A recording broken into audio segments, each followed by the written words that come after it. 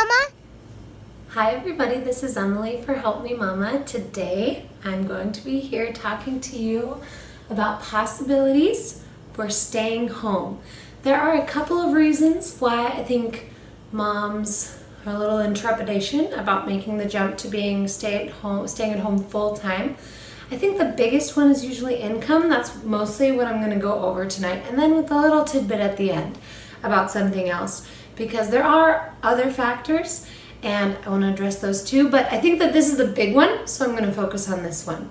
And if you guys want to see my other videos about why it's important to stay at home with your kids and biblical reasons why to stay home with your kids, you can check my YouTube channel for my last two videos. I've also put them in a playlist for you, so check those out definitely, because I want to give you guys tools so that you can be home with your kids and feel confident as far as like income, and then also feel confident in the reason why you're doing it and have purpose doing it. So here we go. The first thing to make it financially feasible for you to stay home, you got to look at your budget, girl.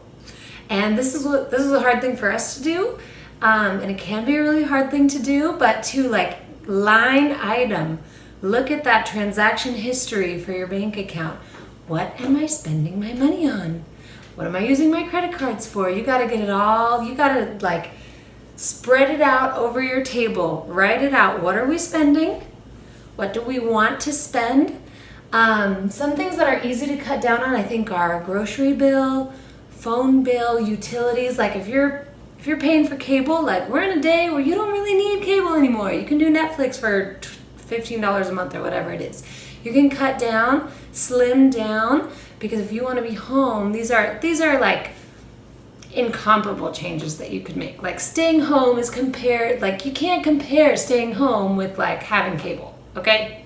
So some of these things, you just got to look at your budget. The next thing on the list is you could move.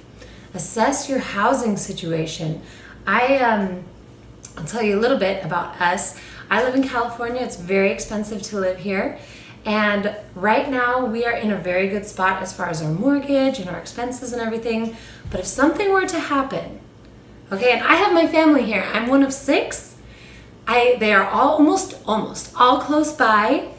But if we had something going on with house or my husband's job, I would move. I would move to stay home with my kids. And you guys know how important this is. Like, it's that big of a deal. I would move to Texas or somewhere with cheaper and, just better all around. So I would move. You don't have to do that drastically though. You could move. If you're in a big house, you could downsize. If you're in the fanciest neighborhood, you could go in a cheaper neighborhood. You could move to the next town over, and there's lots of things that you could do. Or if you have an income property that maybe has a lesser mortgage that you could move into and sell your big house, you got to look at those things, do those things. It kind of goes along with the budgeting of what can I do to shrink our budget so that we can have more available income so that I can stay home. The next one, as far as you working, is look online for jobs. There are so many opportunities for working online. You're working remotely, working from home. There are so many opportunities for you to work basically through your computer. And one of the things that we do is we do eBay after the kids go to bed. I take a couple of pictures for our listing items. I do the listings on the couch. I do it all through my cell phone. It is super easy. I mean, there's a learning curve. Like it took me about 6 months to like really get good at it. And then for us to figure out what we wanted to sell. But our eBay store you get out of it what you put into it. And we just put a little into it, so we just get a little out of it. But we could ramp it up if we needed to, There's lots of flexibility with things like that you can sell online. And eBay is good because it's an already established, easy to get on, like buyer hub online. So the other thing that you can do if you want to stay at home is watch other kids.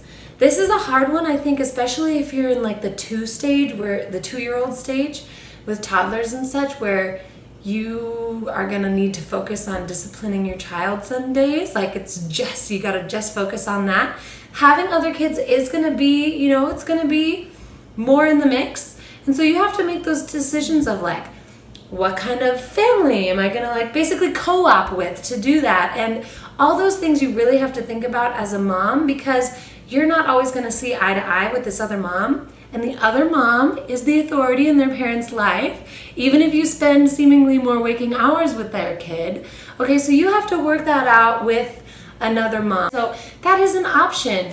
And but just know that watching somebody else's kid, like there's going to be differences in your parenting style, and it can be a challenge. But it's also wonderful. And if your kid is somebody who loves to play with other kids, it can be like they have a sibling, especially if your kid doesn't have any siblings. So it could be a total blessing, could be a huge blessing, and then they like keep each other entertained and they love each other, and there's, it could be totally great. So watching other kids while you're at home. Another one, and I would say this is definitely for like the single mom, okay? I could talk a lot about single mom, but it's such a huge subject. I feel like I haven't totally thought out all of the struggles that go along with that, so I'm just going to touch on it here. If you are a single mom and you want to stay home, I would say that teaming up is your best option, and that is teaming up with grandparents, teaming up with family, or teaming up with another mom. So that might be living with your family.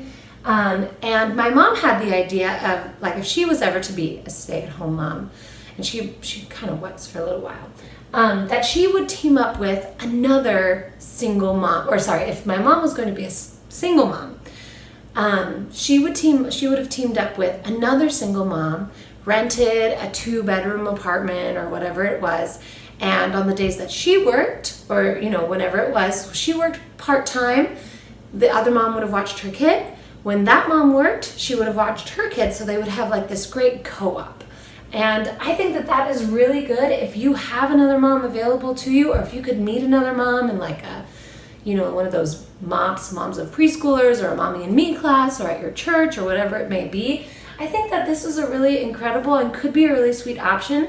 But the same thing as watching another kid, you gotta be really sensitive, because different moms are gonna have different ideas, and you wanna, if you do this, and even if you do this with grandparents and everything, you really wanna work out worldview, like my mindset of parenting, as every time you're gonna have somebody else helping you raise your child, and that's with your husband too. You want to talk about, these are my priorities, these are my methods, these are like my pillars of what I believe and where I'm going. You got to sort that out before you team up with anybody. That being said, teaming up is a great way for you to be at home, if not all the time, at least some of the time, and more often. So that could be great, especially if you're working at night or like halfway through the night. If you could have grandparents just put the kids to bed, and that's a sweet, cherished time with them while you're working. Okay, the last one I want to talk about isn't so much about income problems, it's about the mindset of being a stay-at-home mom. And I've seen a lot lately, and it just sort of breaks my heart about people like losing their self, losing their identity as a stay-at-home mom, or just not feeling worthy, or not feeling like, or just getting bored as a stay-at-home mom, or being depressed as a stay-at-home mom. These are all sort of like, they're not practical, really, concerns. These are more of emotional, personal concerns, and I want to address this too. And I think that the transition can be really hard, especially when you first have a new baby. You could be really postpartum. I know personally, we had some family issues going on that just like came up suddenly after my first baby was born, and it was rough. Like, my husband and I were trying to figure out how to relate to each other with this new baby in the home. We had these family issues going on. I felt like I was relegated to the bedroom to be like by myself nursing the baby all the time. It could be a lonely time, and also it was, there's just like all these hormones, they're just piled on top of one another. So I totally understand, especially when you have all those new baby hormones, but even after, you can feel lonely. You can feel like you've lost your purpose. And so my encouragement to you ladies, just as a wrap up, is you want to have purpose. You have to think out, what is my purpose in staying home? Because if you don't have that goal in mind, you're not going to be working toward it.